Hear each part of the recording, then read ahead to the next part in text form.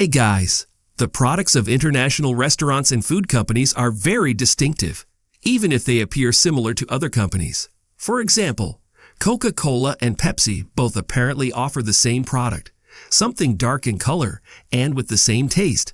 But despite that, people who love Pepsi say that Coca-Cola tastes bad and vice versa. For example, KFC restaurant, whether you like it or not, there is no doubt that their seasoning has a really distinctive taste and smell, different from most fried chicken restaurants, McDonald's, Pizza Hut, and many others. The issue is not limited to international restaurants, but also to local restaurants. But first, welcome to this video from one of the curious nights. So do restaurants really have secret recipes, as they say, or just a marketing trick? Do these recipes actually exist? Why didn't anyone leak it or reveal it all this time? In principle, if we ask a question, do international restaurants really have secret recipes or not? The answer is of course yes. All successful international companies and restaurants have recipes and mixtures with specific ingredients. These recipes are often the reason for the position they have reached and what makes them distinct from others. And the issue of secret recipes is not a new invention. For example, the Romans had a law that protected merchants and the secrets of their industries, and no one had the right to publish their secrets. If we go back in history a little further, to the beginning of the 19th century, there was a very strange incident in the chocolate industry that happened in 1837, called the Vickery and Welch case. An American man named Welch had a small chocolate factory that made a very distinctive type of chocolate that tasted different from the rest of the chocolate on the market.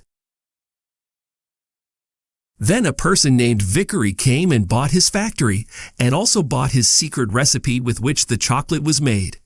Because of the large amount that Vickery offered, Welch agreed to sell the factory and the chocolate recipe, and indeed the deal was completed. But after a while, Vickery was surprised that Welch had sold the secret chocolate recipe to other customers and told them all the details. Vickery was outraged by Welch's action and filed a lawsuit in court against Welch to prove the right to own the recipe. When the case was brought before the court, it ruled in favor of Vickery, and the court said that Welch had violated the sales contract and nullified the basic purpose of the deal. This is because he published the secret of the chocolate factory, and thus the Vickery factory will lose because everyone knew the recipe. This case, despite its simplicity, alerted companies to the importance of the idea of recipe secrecy, because recipes are enough to make the company successful or make it go bankrupt. For example, imagine that you still have a method for making Pepsi, and you decide to open a company and sell Pepsi and compete with the original Pepsi company. Will this not affect the sales of the original company? Imagine this: if we had the method for everything, there are many things that we would not buy but would make at home.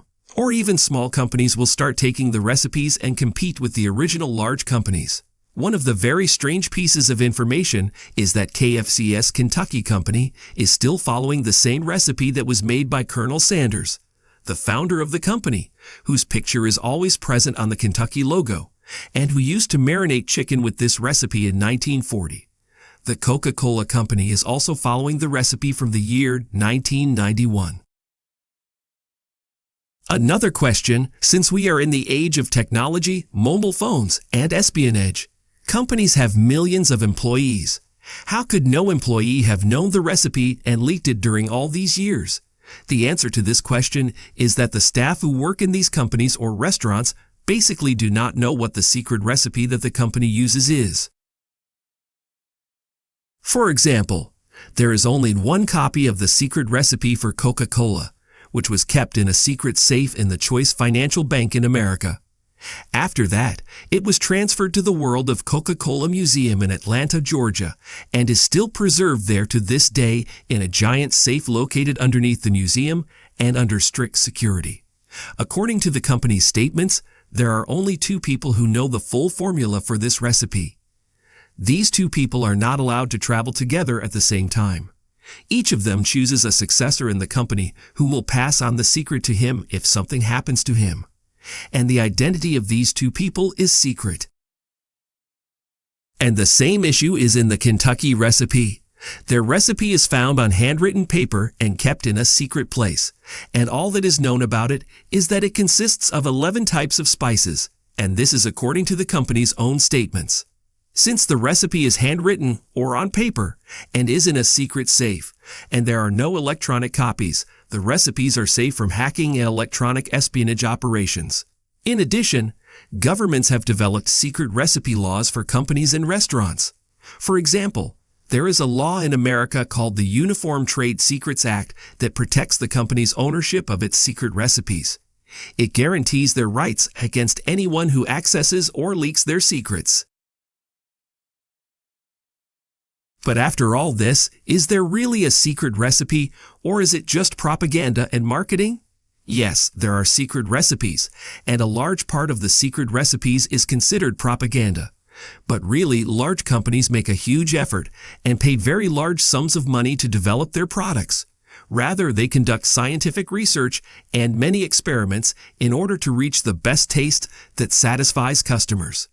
The issue is not random, and that's it. If it had been random, they would not have achieved the success they did.